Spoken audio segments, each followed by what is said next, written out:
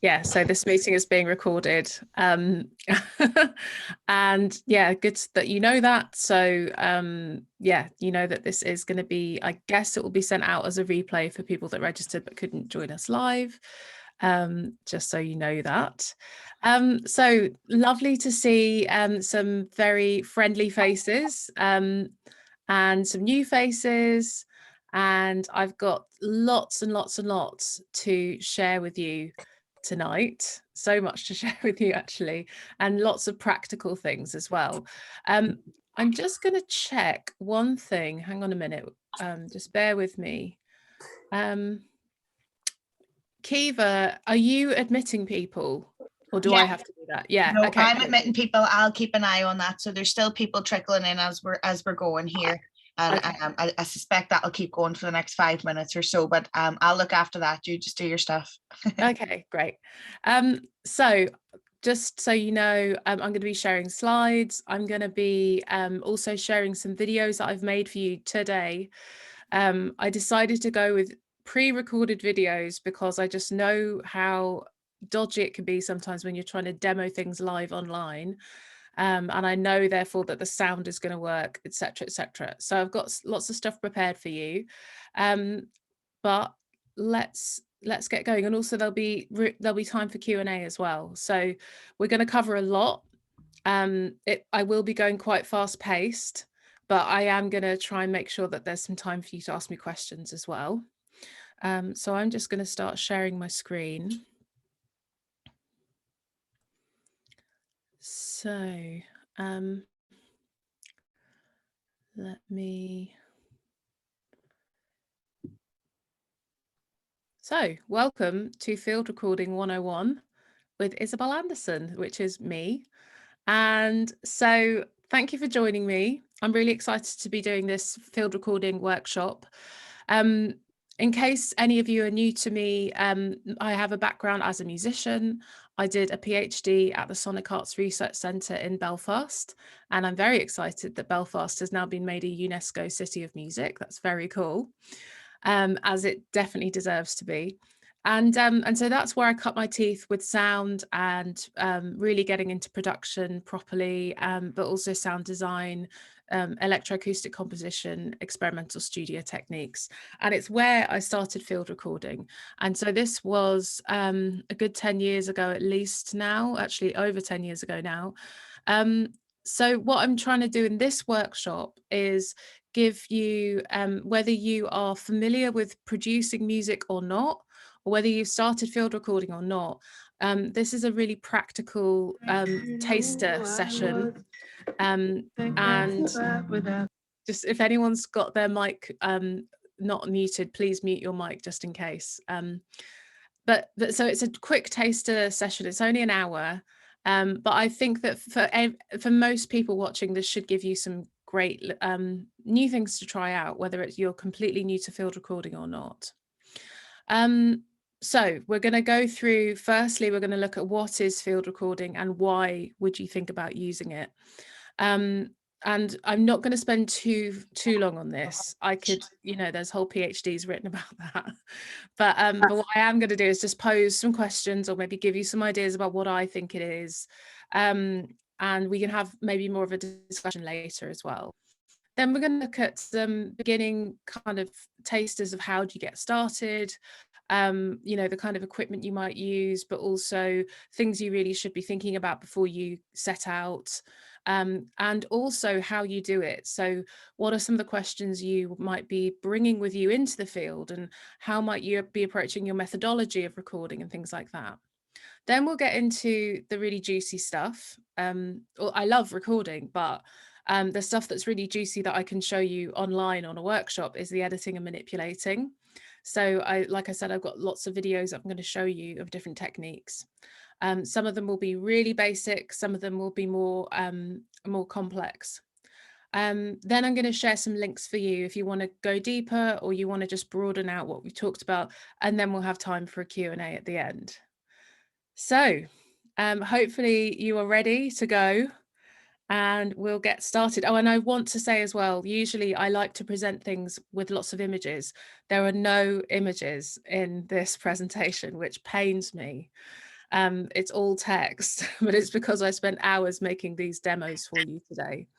So there are videos. So firstly, what is field recording? Well, a lot of the time people will think of field recording as meaning literally going out into a field. Um, there are a lot of people that maybe associate field recording with being in nature, being in the countryside, which is not wrong at all. It certainly can be. Then there's other field recording artists who will predominantly make work in urban environments.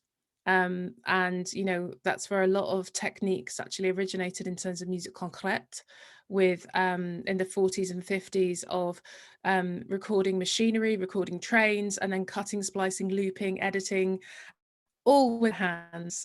Really quite magnificent stuff. But really, how I think about it is that field recording is recording anything outside of the studio. So that could literally mean walking to your bedroom. That to me would still count as a field recording, because it's you having to think beyond the normal confines of a traditional studio. And in today's day and age, that means even sitting at your desk with a computer and being able to record into your sound card or your audio interface. So I think field recording is anything that means you have to leave that behind and record something away from that usual setup. But then what is the field? It's kind of a similar question, I guess. What is the field? So, like I said, that could be your bedroom, but it also could literally be a field. It could be a busy city. It could be the sound of a protest. There's so many different places that you can record, and it would be thought of as field recording, or I certainly would think of it as field recording. Um, and so, yeah, it's mainly about stepping outside of that studio environment. Who is a field recordist? So I think that I want to flag this up, that a lot of people will kind of not want to call themselves a field recordist because they may feel like they don't have the right equipment, or they don't have the right training, or they don't, you haven't done it for long enough, for example. But genuinely, if you are recording things outside of a studio, a recording space that you would normally make more conventional recordings in, you can call yourself a field recordist. And there's so many people now who are making some great field recordings with these things, with their smartphones. The technology is moving on, and it's really kind of picking up some exciting speed. And so therefore I want to make sure that whoever's watching this, no matter what access you have to technology, just know that even with one of your phones, even with a phone, you can start field recording. And it's really important to not feel like you can't embrace this practice unless you have certain things, because it's just not true. So secondly, why would you do it? Because I think it's something, field recording is becoming a little bit more fashionable now. Lots of people are doing it, and lots of people are, wanting to do it as well, which is really good. But why would you do it other than that it's different, or that it's become fashionable, or people are talking about it? Well, it definitely engages your creativity in new ways. It's a very different thing to be recording and composing with sound that is not, in its initial instance, intended to be musical, let's say. Um, and it means that you have to listen in different ways, you have to think about it in different ways, and you have to arrange it and then respect it in different ways. And that's great for your creativity. So I think it's a wonderful thing to do. If you're a musician and you've been looking to change things up, field recording will open this whole new bank of possibilities. Much like if you'd just been strumming on a guitar and then somebody shows you finger picking, suddenly you've got this whole world of new ideas that you can explore. Well, field recording is even more so the case. It also adds totally unique textures to your music and your art. So I know some people here may not identify necessarily as a musician, but they may definitely be making what would be considered art. But whatever you're making, it will add totally unique textures, textures that are steeped in association, textures that subvert what you're kind of putting out there. It's a wonderful they are wonderful textures that can add something that is totally unique. Field recordings also often encapsulate ideas, concepts, and atmospheres that are otherwise difficult to achieve using traditional methods of compositions. So, of composition.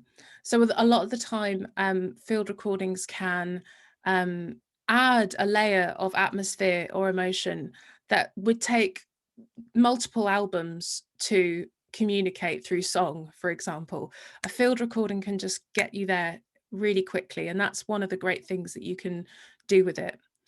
A field recording can also ground a track in a particular place and a time.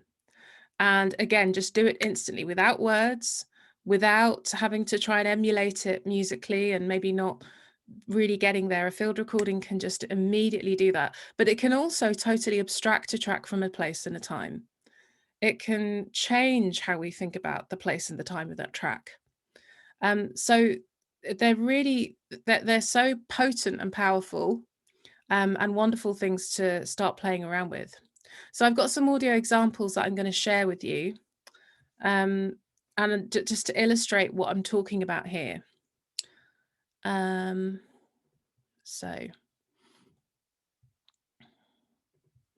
I'm not going to play all of these. This is my music, by the way. I'm not going to play all of each track. I'm going to play a section. So this one I'm going to play is called 4284 I'm Alive. Some of you may be familiar with it if you are familiar with Alliance for Choice. It was a track that I made a music video with them about their campaigning for abortion rights in Northern Ireland. But at the end of the track, there's a field recording. And it's only there for a short time, but it's a very important recording to have on this track in particular. So I'm going to just bring it to the end.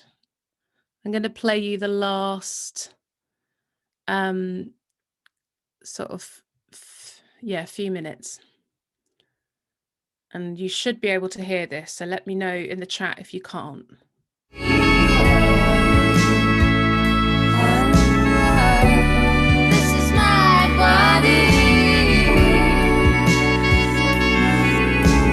This is by no means a commandment, but an end to silence and shame. Our bodies, our lives, our right to decide. Our bodies, our lives, our right to decide. Our bodies, our lives, our right to decide. Okay, so I couldn't even see the chat when I shared that, but hopefully you could hear that.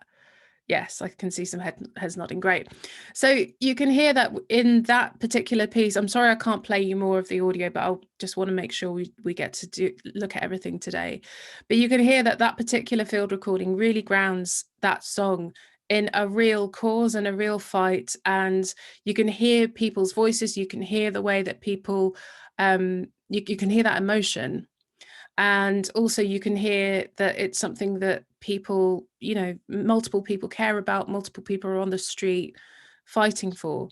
And so that field recording is very, very important, but for that song, but it's something that it would be so hard for me to try and get that across in traditional musical ways. So a field recording can be great from that point of view, but also it can be fantastic for subverting and confusing a time and a place. So I've got another track that I'm going to share with you, and this one is called Through the Arcade, and it is and I'm now thinking that I'm going to have to. So fun. Very much so. What is the first thing that you Hang think on, about bear in with the me. morning? Picking out my outfit is what gets me out of bed. What are you still exploring about yourself? One day I just decided that. So while that's playing, I'm just going to say, so this is Through the Arcade. It's a mixture of field recordings. So it's basically a soundscape composition. And I'll play you a little bit of that to show you what I mean about field recordings can be quite subversive when it comes to time and place as well. Just bear with me 1 minute.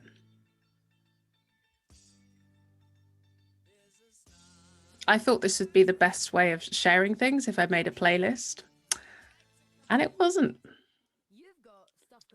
Jesus. So but the reason I wanted to show you this is because I have chosen this recording because it sounded so weird, even though it's actually mainly one recording. Now I have done some manipulation to it, and I have used some effects and composed it to a certain extent, but it's surprising how much of just one long form recording it is as well. Here we go.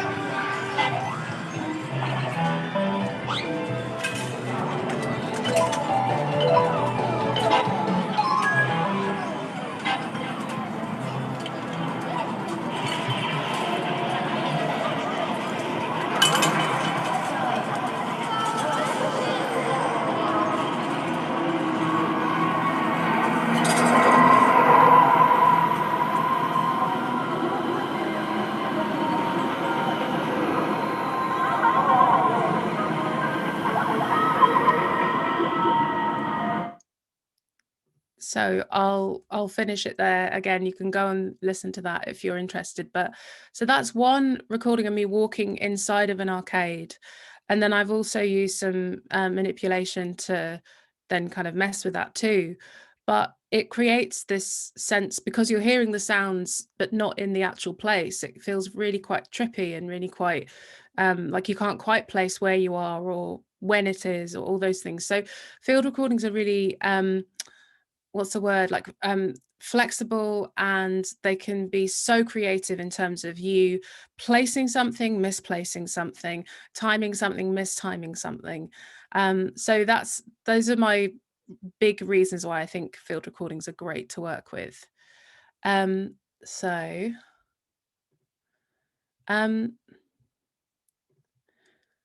let's think about preparing to record.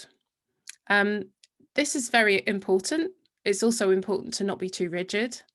So here's just some kind of ideas to think about before you go out and record. So firstly, you'll want to think about your equipment, and I've got some equipment to show you. So this is my Zoom H4n. The H4n is not particularly cutting edge these days, so I'm probably due an upgrade. But it's called a handy recorder because it's exactly that. And so this is great for going out in the field, taking it anywhere around the house, anywhere. I've recorded the protest, the Alliance for Choice protest with this. I recorded in the arcade with this, and I've recorded in fields, and I've recorded in busy roads. I've used it for, basically almost all of my field recording I've done on this Zoom. And then I also have a bunch of different other types of microphones that I use. Well, I should also say that I have my windshield for my Zoom. I have, then I also have a mount for my Zoom so that I can hold it and it won't get those annoying hand sounds on the actual recorder. And then I also have mics that I kind of use with it. So this, for example, is a hydrophone, and a hydrophone is a mic that you use to record underwater. So that's my hydrophone microphone, and that's totally sealed, so it's waterproof, obviously. And I also have a contact microphone, which was made at SARC years ago, and I'm definitely due a contact microphone upgrade. But I'm going to show you a recording that I made with this.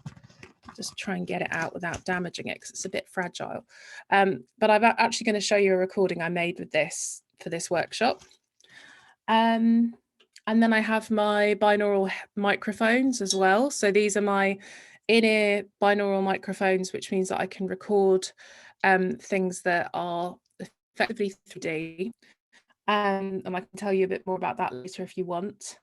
Let me see, what else do I have? I have another hydrophone. That's a stereo hydrophone.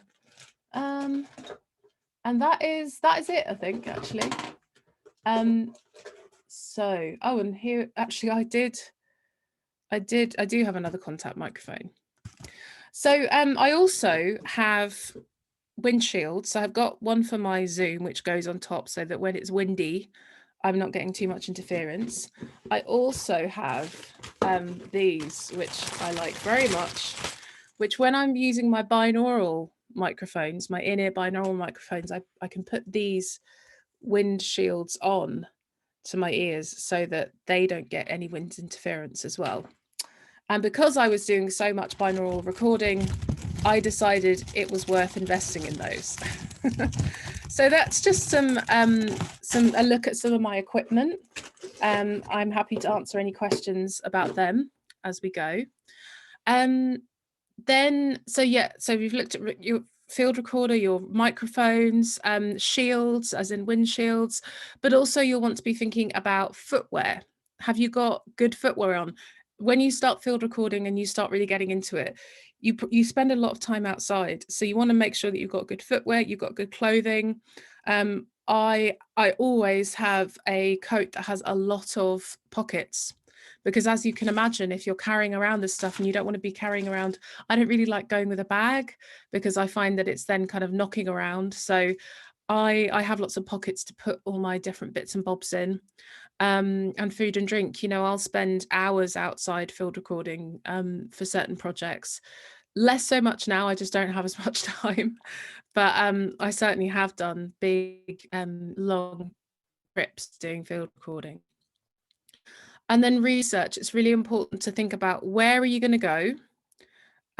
When are you going to go out and record? Who are you going with, if anyone, and why? I think when you're just starting out, it's good to be quite open with this and not kind of put too much pressure on yourself to get all this stuff right. But I think as you start to develop your interest in field recording and your experience, it's good to start really thinking intentionally, right? Where do I want to go? Why do I want to go there? When would I go? When would be the best time of day to go, for example? And do I need to go on my own, or should I go with somebody? You know, all these things are part of that research for getting prepared to go out. Another thing that I would urge you to think about too is considering whether you are going out and just kind of free recording, or you're going out with specific intentions, because this will inform how and what you record. Free recording might likely mean that you have lots of longer recordings to listen through, potentially. Whereas an intentional approach may mean that you have less sifting to do later, potentially, not always. Your intentions should be able, your intention should be about why you're adding in field recordings or using them as the whole basis for a track, for example. So why are you using them? Is it because, like, for example, in I'm a Life, the song that I showed you at the beginning, I want to be able to communicate the pro-choice cause and communicate what that means to people and what that feels like to be there. So a field recording is fantastic for that. So I know that I in order to do that, it's probably going to be good to go on the march and record that march. And I actually use the binaural earphones to do that. However, if it's that I want to build a track out of a field recording, maybe I want to go and do more free recording because I don't exactly know what that sound is going to be that's going to be the bedrock for that new track. So you see how your intentions behind what you're making will then inform how you might approach the field recordings you're making. And also, obviously, what atmospheres, concepts, emotions are you trying to evoke with the use of these recordings? That's really important to consider, because that will then help you to understand whether you need a freer approach or you have a clear intention of what you're trying to do from the outset. So there is a track that you can go and listen to. I'm not going to show it now because actually I'd like to keep going, but it's called Know Your Heart. And in the second verse, a field recording comes in. And the intention behind that field recording was to really kind of subvert what maybe it feels the song is about, or to add to the atmosphere or the sentiment in the song. And this field recording is of a children's playground that was across the road from the house I was living in when I made this track. So if you want to go and check that out, that's another example. I have lots of examples of where I've used field recordings in my music, as well as my sound sonic arts pieces as well. So in the field, now let's think about your process and your methodology. So when you're actually field recording, again, I wouldn't worry too much about it when you first start out, but once you start to get more interested in it, it's really helpful to think, well, is there a way that I'm gonna have a system for doing this? So if I'm out like free recording, maybe I have some constraints so that I actually have a system I can work with. So maybe, for example, I would often just say to myself, right, I'm going to record for 5 minutes. Whenever I come to a spot where I, decide to make a new recording, I'm going to record for 5 minutes, no more, no less. And that can seem quite rudimentary, but then what that means is that when you're in the field, when you're recording, you can be quite inclined to kind of press stop because you might get bored, or to keep going and keep hanging on because you're hoping that something interesting is going to happen. So if you have that 5-minute curfew, then you know that whatever you get, you get. And sometimes you keep going longer than you normally would have done, and different interesting things happen that you catch on your recorder. So it could be something like that. It could also be the duration of your trip out, your whole trip out.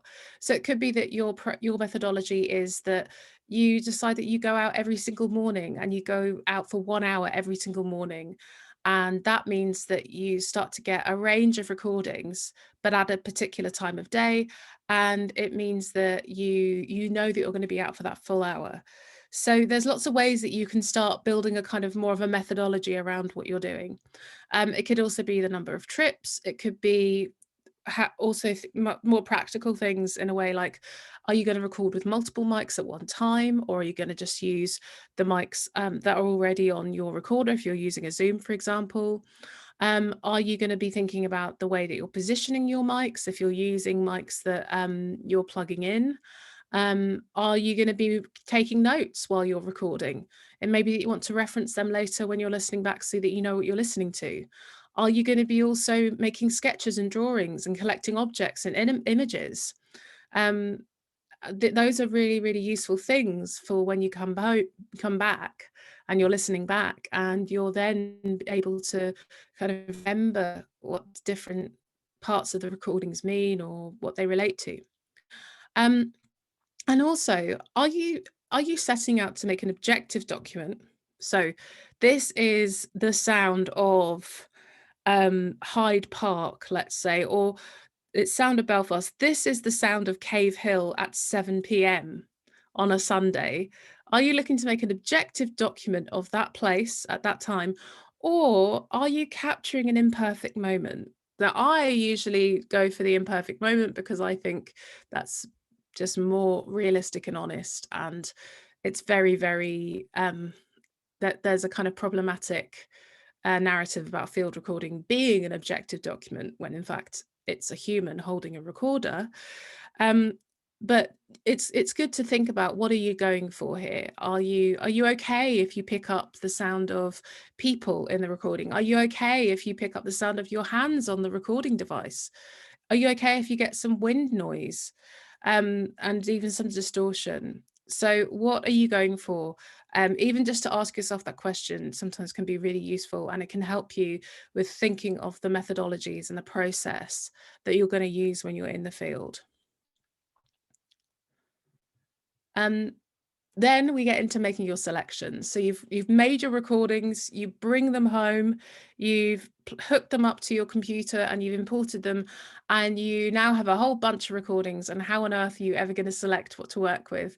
Well, number one, it's never easy. It's I definitely do not go out field recording and presume that I'm going to use everything that I record. I probably use about 5% of everything that I record.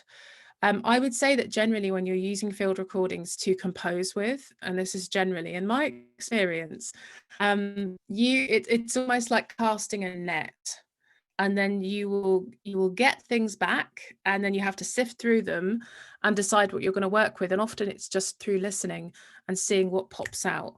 But if you did go out and you did get lots of recordings, well, what I would do is decide how much time you have to listen back, and then prioritize the audio that you have a hunch will be the most promising. So if you've got, you know, let's say you've been recording for ages, and you, for a particular project, you've got 5 hours worth of field recordings to listen back to, but you know that realistically you've only got about 2 hours to listen back, prioritize the audio files that you have a hunch, and this is where taking notes, collecting objects, images is really useful, that you have a hunch are going to be the ones that have some real gold in, and then listen to them.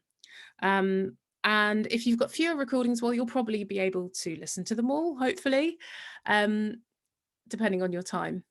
And I usually like to do 2 rounds of listening. So the first one, I just listen back. I just sit back. I often like to turn the lights off, so I'm in the dark, and I just listen. The second time, I also make notes as I listen. And that means that I can take notes on what I think I'll most likely use.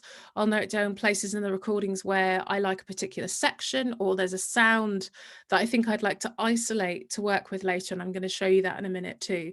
So that second listen for me is where I start to kind of analytically listen. The first time is just about becoming familiar with how the recording sounds. You know, just listening to the recording as it is. And then we get into editing your field recording. So I'm going to show you, and I'm actually going to just come off of my full screen here. I'm going to show you some examples of editing.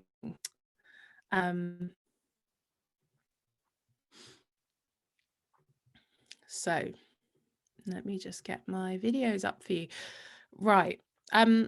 So this first one that I've got prepared for you is making cuts. So this is me kind of going through a field recording, which is actually of an escalator in Glasgow.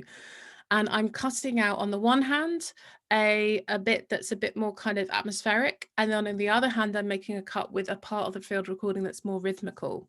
So I'll show you that now.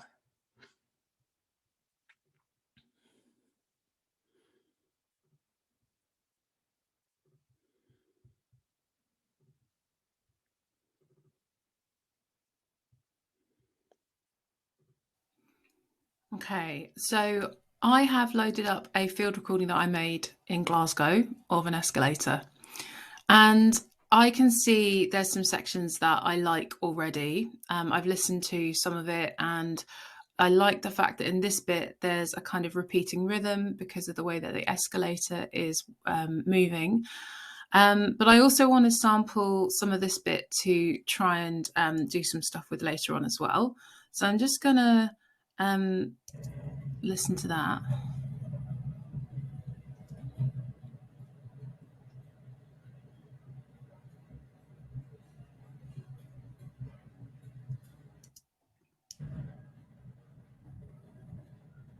I think I'm going to take it from around here. I'm going to just copy that much, and I'm going to plonk it down here.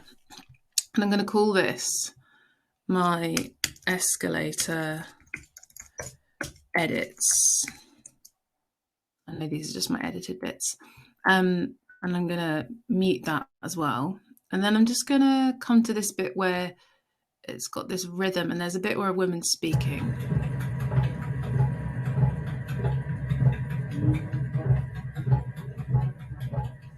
Okay.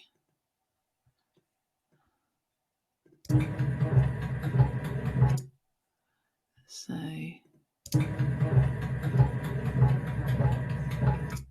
I think it's around there that I want to start it. So I just did an edit there, I'm on a Mac, so Apple E, and then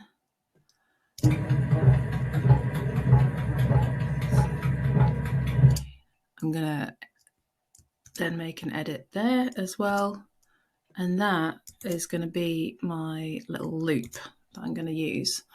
So then I'm going to mute this and have that on instead.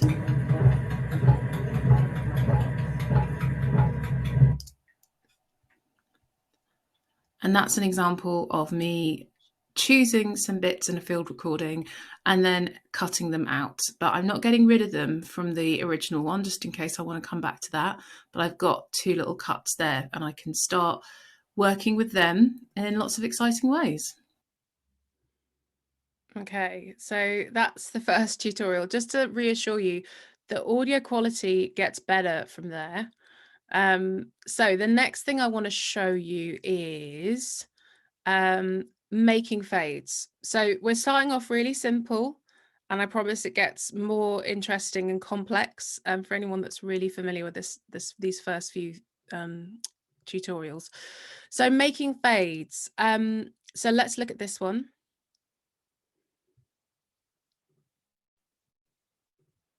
So now we've cut out some sections of our audio. I've just zoomed into the first one that I did, and I've duplicated it, and then I've changed it a little bit too. So you can see that I've actually transposed it. So I've raised the pitch, which has also speeded it up slightly. So it now sounds different. But I also wanted to show you that I faded it. So we're going to look at how to do a transition and how you can use, the same recording, same section to start adding in different layers. So this is some fades that I've done, and this is really easy in Ableton. You just pull it along. You can then change the shape of the fade like this. But I wanted something that gradually faded in. And then you can see that I start the fade just as this one is even coming in. But what I'm going to do is, I didn't want to shorten it. I wanted to bring the fade away. Hang on. It means that I can actually get this fade up. I can have this fade coming in before this one has left. And it means that I'm not going to have a weird kind of transition where one dies out and the other comes in. It's going to hopefully feel seamless. And then just as that one's dropping out, I'm dropping the other one out. So let's have a listen and see how that sounds.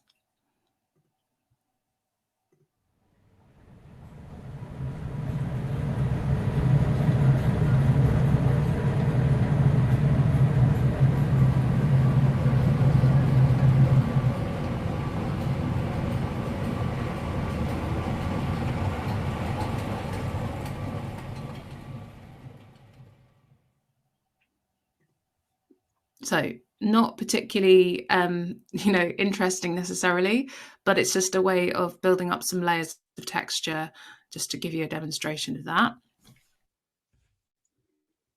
Okay, I've got another demo of looping with a field recording. So let's have a look at that too. So now we're going to look at looping. So I showed you that there was a bit in this field recording where it gets quite rhythmical with the escalator. So this is the section that I cut out, and then you can see I've duplicated it here because I want to loop it. And the way that I'm going to try and get it to line up is if I zoom in relatively close to where I've cut it, I can see that that kind of beat, as it were, is starting around here. So I'm just going to keep it like this. And then if I pull this over, I can get it to kind of line up. And that should sound like it's looped quite seamlessly. Although obviously, because it's a field recording, it's not totally bang on time. And you could make that even more in time if you wanted to manipulate that and quantize that. But we're just going to loop it here, and let's see what that sounds like.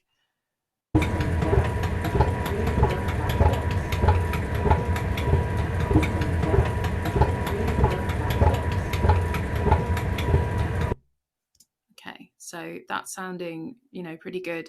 You could obviously go right in, and if you're not happy with it, move it around a bit and see how that sounds. But then obviously you can then, if we're happy with that, what I would do is I'd then copy this, and I would be then putting it there.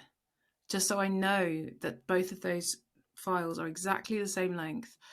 And then I would highlight both of them and duplicate. And then you can highlight all of them and duplicate that. And then you've got this long line of looped escalator beat, basically, if that's what you're into. So that is a really quick look at looping a section of a field recording.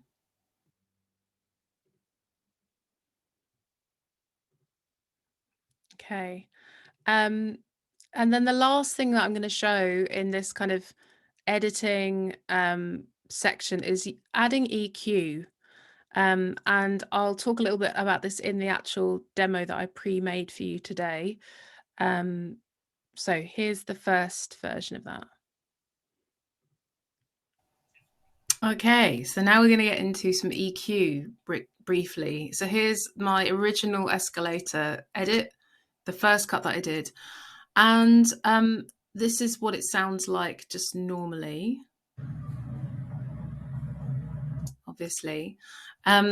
So what I've done is I've used EQ to bring out some of the different elements of the sounds. Obviously with EQ, you're increasing and decreasing different frequencies. So it acts like a filter for the frequencies. And so I've given sometimes with EQ, people use it in very subtle ways, but with field recordings, we can use it in really quite drastic and, very obvious ways to bring out different parts of the soundscape. So let me show you, I'm going to switch between some different EQs I put on. I've got an EQ where I've really raised the top end, the high end frequencies, but I've also then boosted the gain because obviously these are much quieter in this recording, these high end frequencies. The next EQ I'll show in this walkthrough is me boosting the low end, so the bass frequencies just, and then taking out everything from the mid to the high end.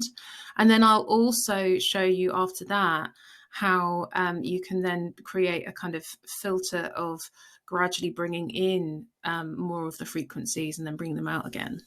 So let's listen to that. And I'm actually going to loop that so that, and do a little crossfade so that we can do that. There. So.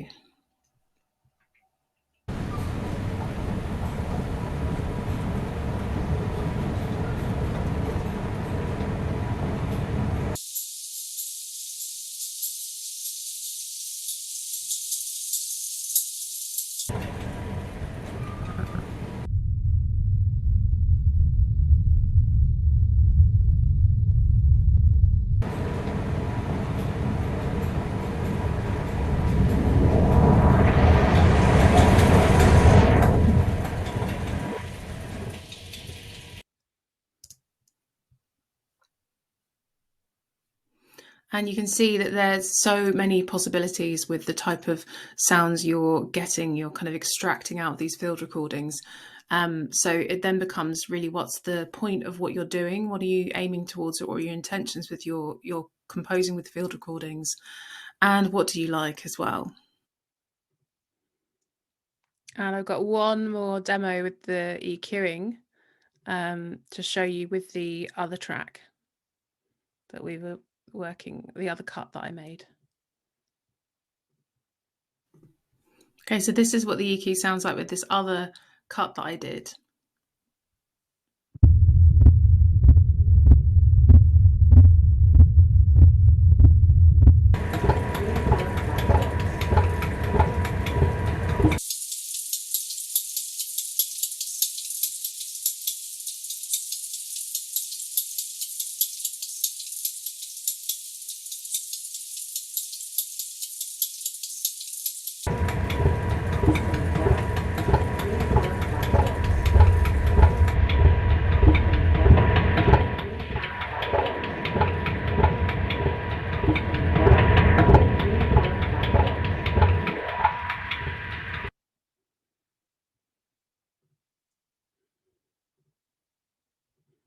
Okay, so lots of food for thought there, hopefully.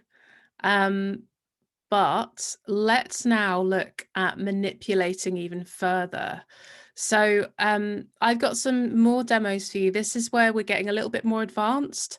The EQ in itself you can spend so much time just seeing what different textures and atmospheres and feelings you can get out of your field recordings using EQ. But I've got some different techniques I'm going to show you for taking it further. So manipulation filtering is what I'm going to call this. It's probably got a different name for it. But this is where I have used a different effect, and then also the raw recording, and I'm filtering the affected version in. So this is the demo is going to show you much better than I'll explain it. So this is a new recording as well. This is a actually, I mean, a different recording. This is a contact mic recording of a grandfather clock. So now I'm just going to show you what you can do if you have parts of a field recording that you want to maybe slightly distort. And this is a really simple example with reverb. So I've got my original recording here. And so you remember that. That's the clock. And so if I'm going to now show you what it sounds like.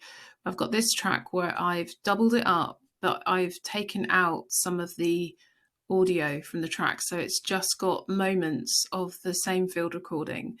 But on this channel, I've got a reverb. I've also got an EQ as well, but I'm using a reverb so that it will have this different quality to it. So let me show you what that sounds like.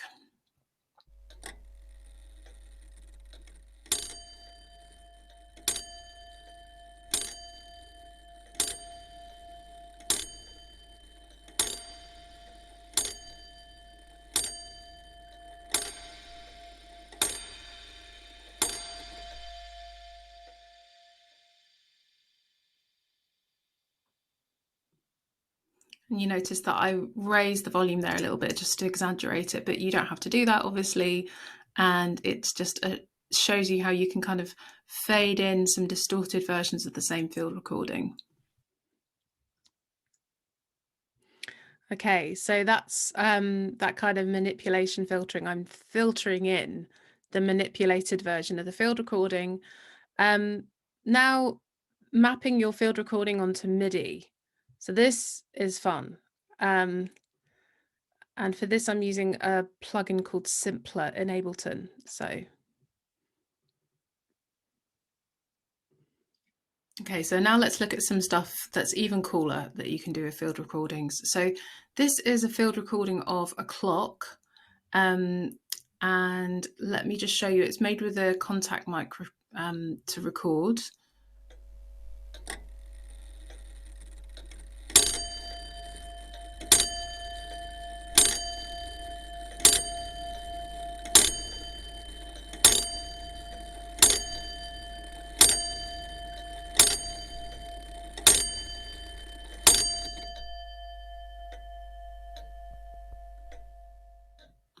And I really like that recording anyway. I used it in a piece before, but I like this little section because it's just these tones that are left over at the end of the clock chime. And I've actually sampled just this bit. And what I've done is I've just to kind of, for fun, I've shown you how you can change it so much. So this is it with a whole bunch of stuff going on. So I've got EQ on it. But I've also repitched it, and I've also, so you can see that I've detuned it there, but I've also brought out the parts of the recording that I like. So that is an example of how you can drastically change something from that to this.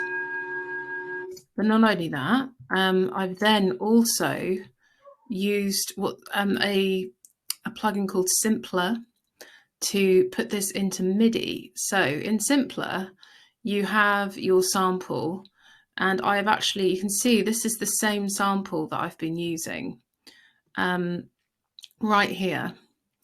And what I did was I actually just dragged this on to simpler. And now I can mess around with how much of that sample I'm using, but I'm using this much, and I can use my keyboard on my computer, or you could use a MIDI keyboard controller to now actually play with that sample that I've made. So, like so.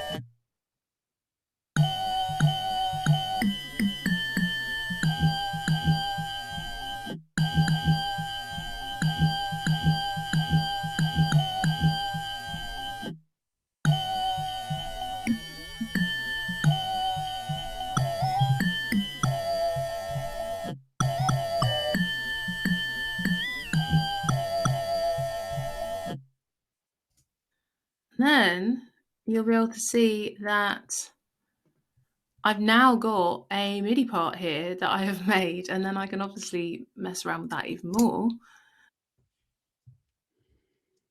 Okay, so hopefully that has excited you, if you've never done that before, that you can start mapping your field recordings into MIDI parts. And then finally, I'm going to use that MIDI part that I've just made and further distort it with grain delay. So take a look at this. So now we're going to look at this plugin called Grain Delay, which I really like in Ableton, and you can really start to mess around with sounds in it. So here we are back in our session, and I've got the MIDI recording that I did for you before. And with the MIDI recording, with this MIDI track, I've added this grain delay. And so you're going to hear, if I just solo that, it's going to sound a bit different.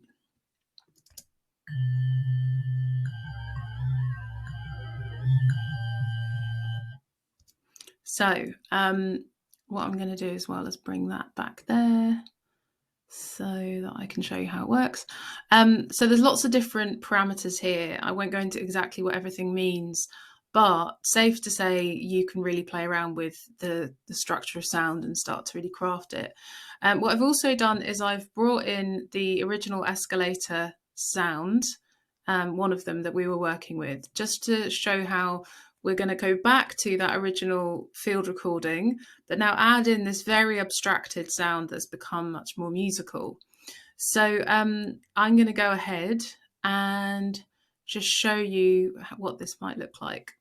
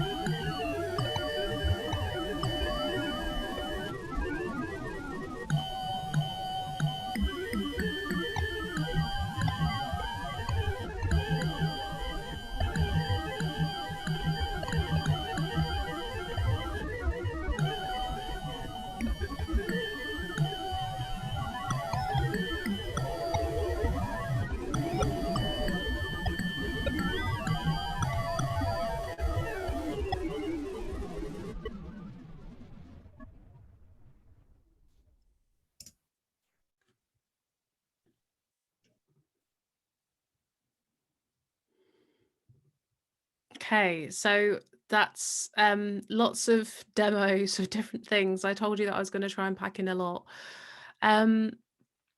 So if you want to dive deeper and keep going further, then here's some great resources to check out.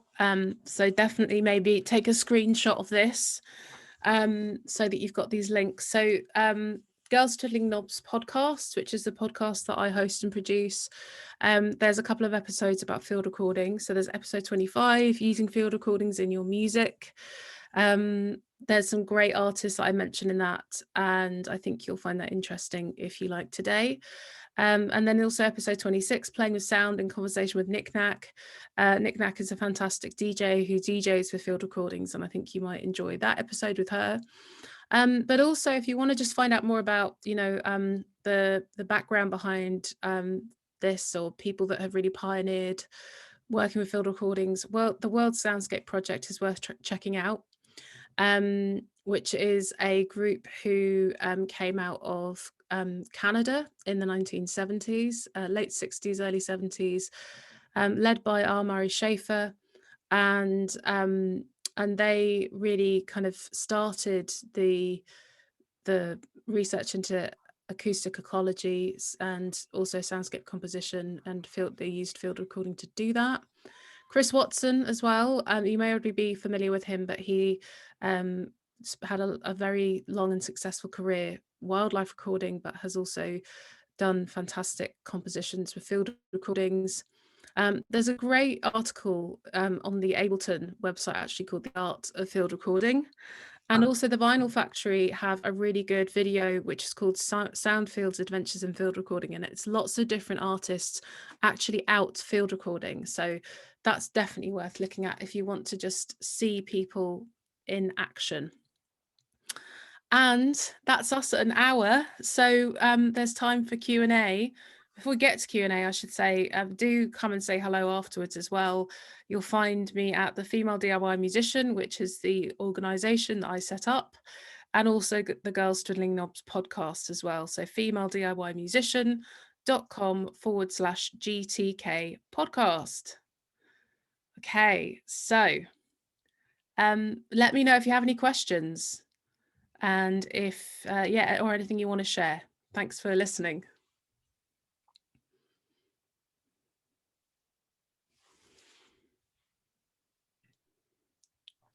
Ben, is that a hand up? Yeah, with Hi, some of Ben. the stuff that sounded very rhythmic, were you hi, first of all, good to talk to you. Yeah. Was the rhythmic stuff warped or tempo synced, or were you just kind of doing that by ear? Just by ear, yeah. So the most kind of rhythmical thing would be the loop that I cut out, and that wasn't warped or anything.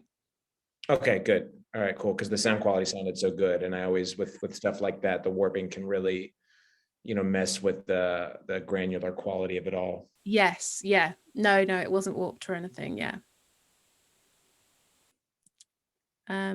Cool. Any other questions or anything people want to share? I have a question, if you can hear me. Yes, I can. You can. Kat. I'm going to switch my view to gallery so I can see people. Yes, who is speaking?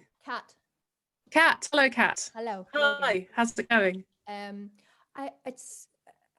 was wondering, when in the videos, when you were demonstrating when you'd done some manipulation, were you recording a new track as you were doing it? Because I wasn't sure if that's then something that you do. Do you record the track whilst you're playing around with the sounds to?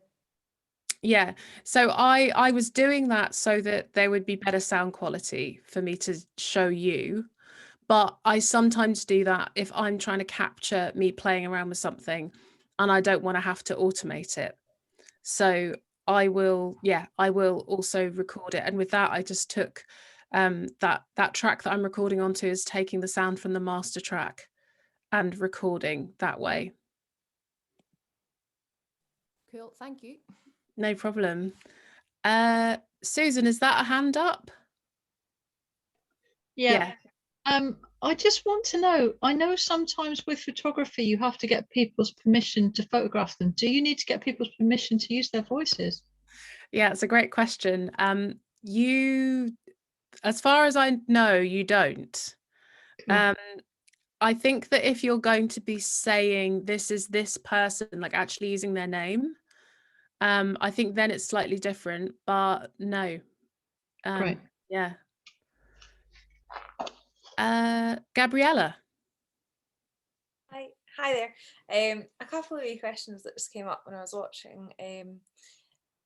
So with contact mic, what I found is, yeah, again, like picking up other sounds that aren't ones that you want, because, and I don't know if I'm even using the contact mic right, but it's like you're holding the contact mic on to whatever it is.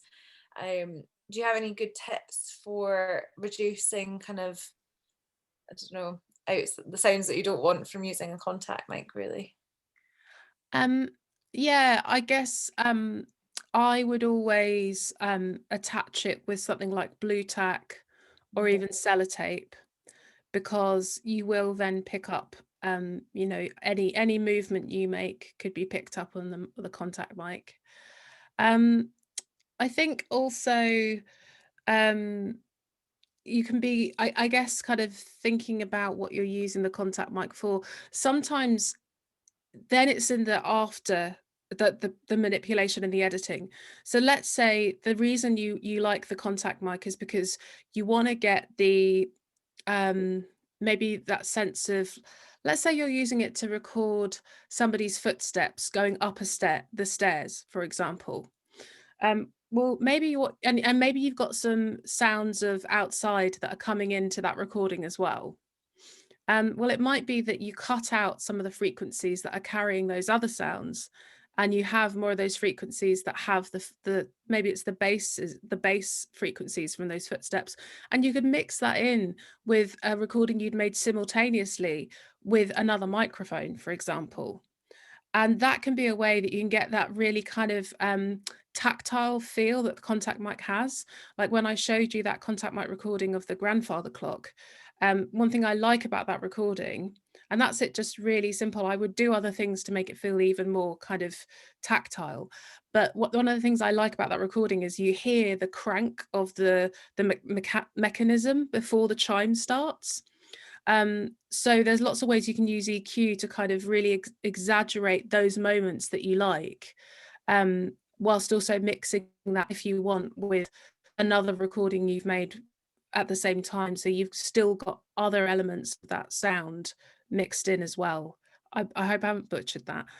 But sometimes it's about, after you've made the recording, those techniques of EQ in particular can really help with filtering out the sounds you don't want, but then still maintaining some of that sound that really attracted you to it in the first place. But then the other thing I'd say about contact mics is thinking about where you're positioning the contact mic and how. So on the one hand, yes, like blue tacking it or sellotaping it to something, but maybe having it in a way that you can isolate it more, like having a box around it, for example.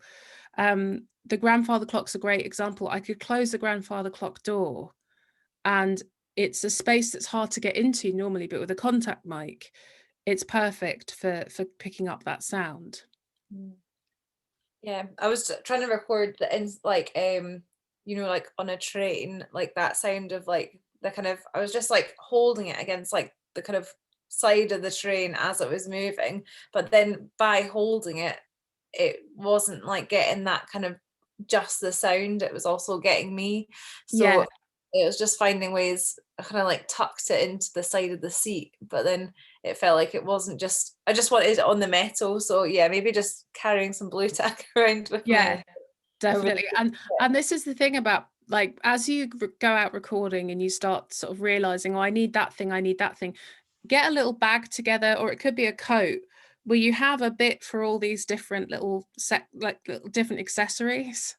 So if I know I'm the kind of person, I need to have a bag which has lots of pockets, or a coat that has lots of pockets, so that I don't have to remember to bring the blue tack out because I'll forget. So and that's about you knowing, right, what method do I need for my brain? I'll forget a thing. So so that's another part about the preparation. Can I just ask one more question? Sorry. Is that all right? Yeah, go for it. Just in terms of like creating like rhythmical loops, I know that in Ableton it's easier because it's in kind of like time like things, like whereas I use Logic, and I was just wondering if you know how to kind of create more rhythmical loops so that it's staying in time once you've created something, how to keep it so it's staying in time and then it doesn't feel like it's kind of like going in and out of time, if that makes sense. Yeah. Well, for example, the example I gave you, I wasn't using any quantizing, I wasn't using any time markers for that. I know that you could see there was a grid that you could see, but I wasn't following that to do the loop. So I was using my ear for that. But I know that when you're working with other instruments, sometimes you really want it to be perfect. And in that scenario, well, in Ableton, I'm not sure about Logic, but you probably can do this in Logic too. You can quantize it so that you can actually put little markers in the whole recording that will mean you can line the markers up with where those beats are, where the grid is, and it will stretch it or shrink it a little bit. Hopefully not too much. You can kind of manually do it yourself, and that helps to loop it in time. But you also, people do it by hand, you know, so it might also be that you have your grid in Logic, got it in grid mode, and you just cut every time there's the beginning of your beat in your field recording, whatever it is you're sampling, and just paste it into the grid by hand. Sometimes people do that too. Yeah, perfect. Yeah. Thanks, Isabel. Thank you so much. No problem. Any other questions? Yes, Samia. Unmute myself. Thank you so much, Isabel. That was so useful. I had a question from earlier. A hydrophone mic, can you suggest one? I had a quick look and they're like, some of them are thousands of pounds and some of them are a lot cheaper. Have you got any suggestions for something that's not thousands? There's a field recording artist called Jez Riley French, and he makes field recording microphones. So he makes hydrophones, he makes contact mics as well, and he hand makes them himself, and they're not very expensive, and I would suggest going to his website. So Jez Riley French. Thank you, that's really helpful. Thank you. Pleasure. Any other questions?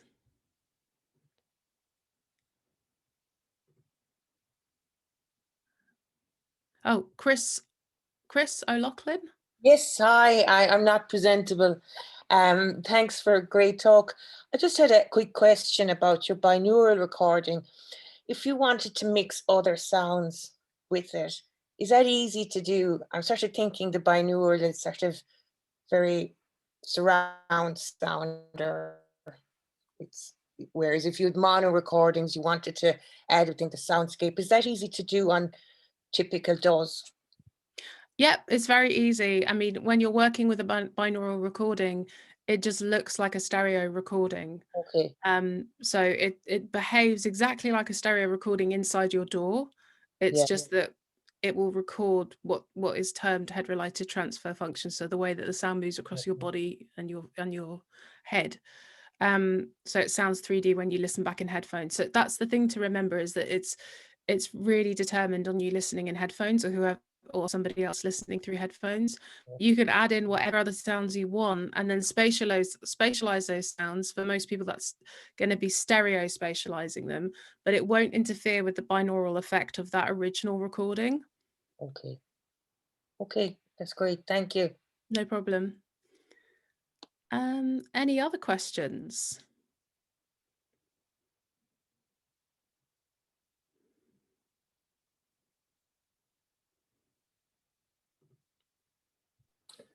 I have one. If somebody doesn't have one, Isabel. Yeah, please go ahead. And it's what is your favorite field recording? Oh, that's a good one.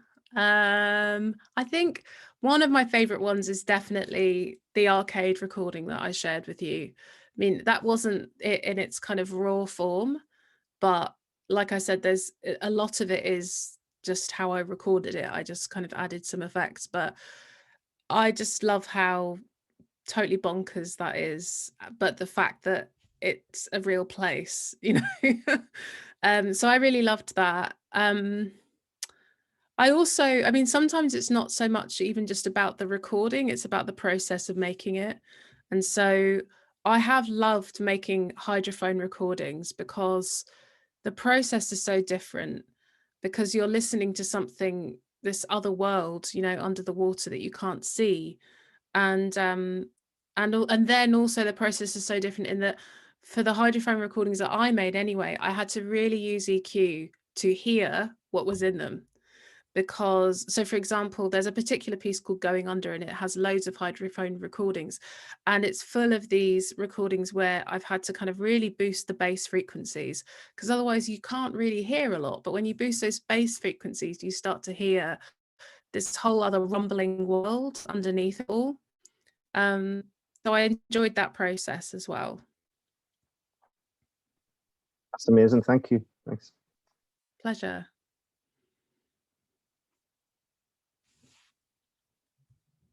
Any other questions?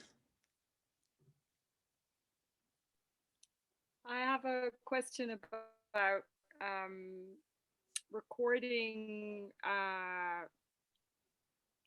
aeolian gates and other metal elements that are kind of naturally played by the wind.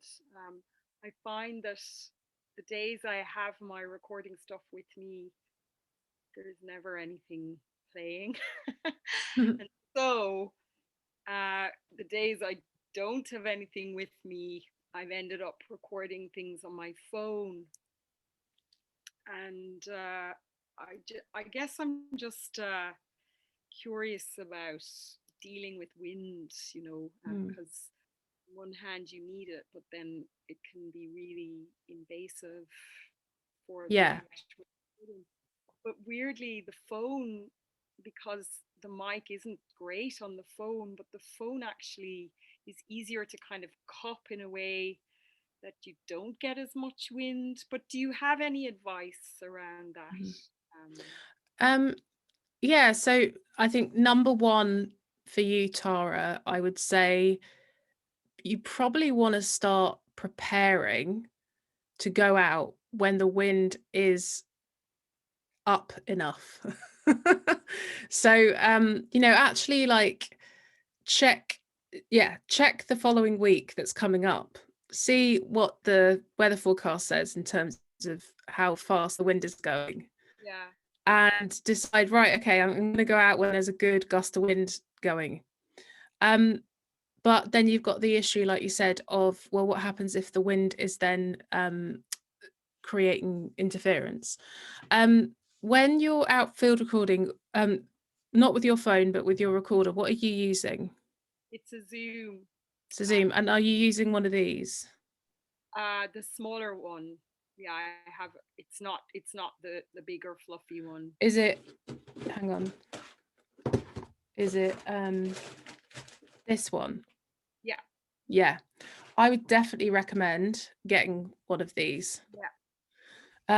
Because they are definitely better for wind. Obviously that's what they're made for. Get one of them. And the other thing I would recommend doing as well is potentially bringing a windbreaker with you.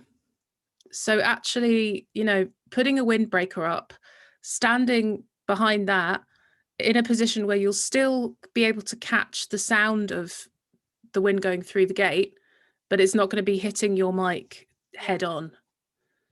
And what else would I recommend for that? Also, then again, it comes to kind of how you're then manipulating them, editing them when you bring them back. If you are recording the gate, maybe you only need the high and the mids when you're EQing, and maybe you can take the lows out, and that will cut sometimes all of the wind noise. Yeah, that's really good advice. Yeah, brilliant. Thank you. Pleasure. Brilliant. Any other questions? Oh, Anissa's got a good tip there. I find an umbrella handy as a windbreak for shielding a recorder. That's a very good tip, actually. Yeah, you don't need to drag a whole windbreaker up. That's something like that. That's something I love about field recording, is you can get really creative with it. And you know, it's kind of, that's what the prep is about as well. And part of the prep is just practicing and going out and realizing, oh, when I do hear the wind, that's when I get wind interference. Damn, what do I do about that? You know, but it could be lots of other things that you know, create challenges, but then you solve them with creative workarounds. Yeah. Yeah. Any other questions?